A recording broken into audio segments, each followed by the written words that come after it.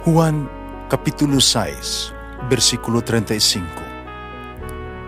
Si Jesus miingon kanila, "Ako mao ang pan nga naghatag sa kinabuhi.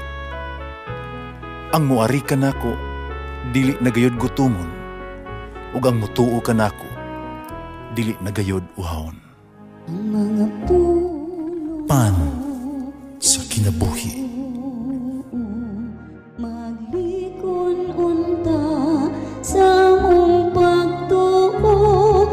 Gagaka kami sa pagtuman sa imong mahal nga kasuguan. Ang Ginoo na kaninyo, Santos ng Ebanghelyo sumala ni San Marcos. Unya mibiya sila ni Adton dapita, ipadayon paglakaw latas sa Galilea. Dilibuot sa Jesus nga may nahibalo kung hain siya. Kay pamangnuan man niya ang iyang mga tinunan kang anak sa tao, itugyan ngadto sa mga tao ug patyo nila siya. Umabanhaw tapos sa tulo ka adlaw. Wala sila makasabot kung unsay kahulugan sa iyang giingon kanila, panahadlok sila nangutana kaniya. Naabot sila sa Capernaum, nakasulod na sila sa balay. Ipagutana ni Jesus ang iyang mga tinunan, unsa may inyong gilalisan dito sa dalan? Para wala sila mutubag kay naglalis magud sila kung 15 labing dako kanila. Unya, milingkod si Jesus ug iyang gipaduol sila giingnan. Bisan kinsa ang buot nga maghimong labing dako kinahanglan nga magpaubos siya mag-alagad sa tanan. Unya gikuha niya ang usa ka bata, yung gipatindog sa ilang atubangan. Yasang gikugos ang bata ug miingon siya kanila, ang mudawat sa usa ka bata, nga ingon niini sa akong ngalan, mudawat usab kanako. Ug ang mudawat kanako, wala mudawat kanako lamang, kundi kaniya usab ang nagsugo kanako. Ang Ebanghelyo sa Ginoo. Pasalamati ang Ginoo kay siya maayo, ang iyang gugma mulungtad hangtod sa kahangturan. Pasalamati ang Diyos sa tanang mga Diyos, ang iyang gugma malungtaron. Pasalamati ang Ginoo sa mga Ginoo, ang iyang gugma malungtaron.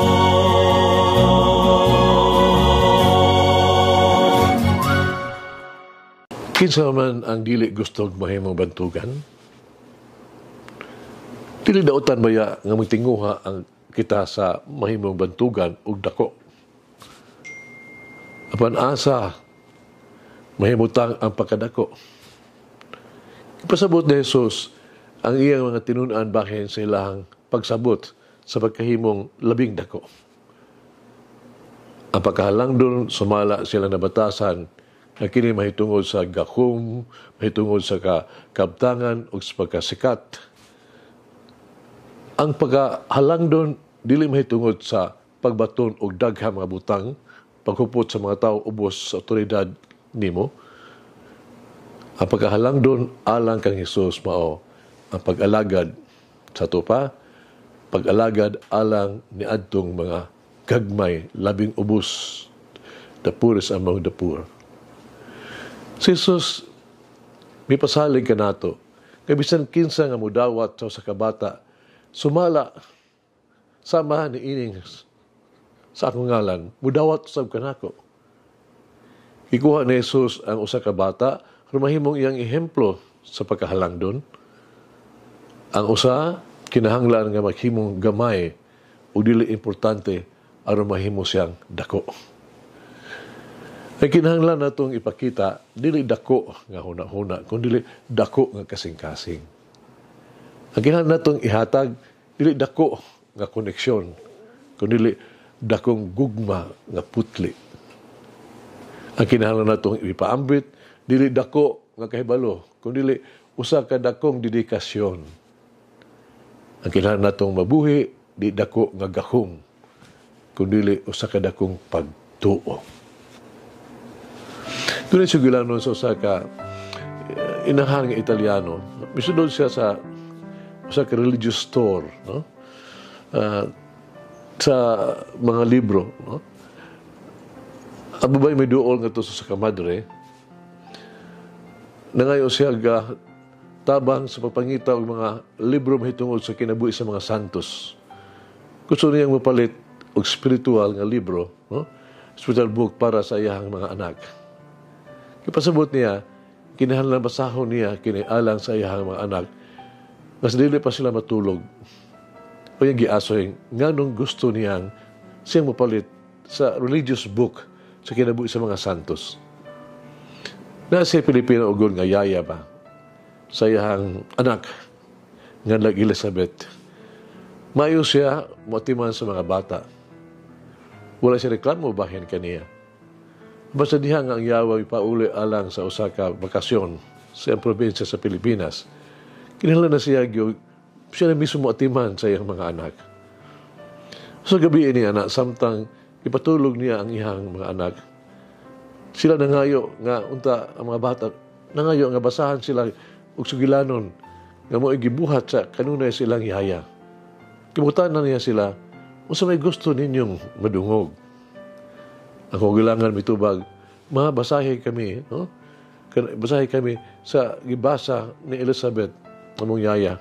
Gusto na mong makadungog sa istorya mahitungod sa mga santos, labi na sa mga santos karong panahon na. Ito higayon na nagkaamgo siya, ang iyang mga anak mas nakahibalo bahin sa mga santos kaysa iyang nahibalaan. Bus, busy kay siya, gamay ra siya oras sa pagbasa bahin sa kinabuhi sa pipila ka mga santos, gamay ra sad ang iyang hibalaan bahin kanila busa mo nahingdan nga siya namalit nangita og religious book. Pupuni ang akong yayang Pilipina nagbuhat usa ka maayog ang panag-ingnan alang sa mga anak o kini akong nahimutan. Magsuon hagit sa kinabuhi. Atong pangutan-on ang atong kaugalingon. Ikuha ba kita ni Jesus nga iyang mga modelo sa kahalangdon, sa pag-alagad, sa pagpaubos? Pag-ampo kita. Among Ginoong Jesus, among mangluluwas ug tipanalipod, ikaw maagkop o maubsanon sa kasing-kasing. Puno ka sa gugma ug kanunay nga mapasayloon. Miyanhi ko aron mangayo sa imong pasaylo. Pasilo ako sa akong mga pagkapahitason, pagpasigarbo. Pasilo ako sa ako ang pagka-showy and bossy. Pasilo ako sa ako ang ambisyon nga daygon, pasidunggan o alagaran. Naghangyo sa imong grasya nga giyahan mo, matudluan ako na mahimong paubsanon, pagserbisyo kanunay, mahimong labing gamay, ug mahimong sulugoon sa tanan. Amen. Mama Mary, model of humility, be my example of true littleness and love for all. Malangin ang Diyos magagawang sa tanan, Amahan, Anak, Espiritu Santo. Amen. May the Lord of the divine mercy bless us all, heal us from all diseases and suffering. Ayun unta niya kita, tanang mga sakit na sa lawas o sa kalag, body and soul. In the name of the Father, the Son, and of the Holy Spirit. Jesus, I trust in you. Amen.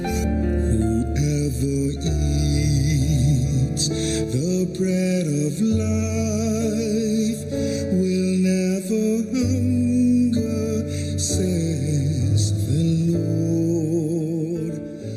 Kay galaan inyong nabati ang pagpaambit ug hamubong pamalandong sa pulong sa Dios pinaagi sa tulumanon.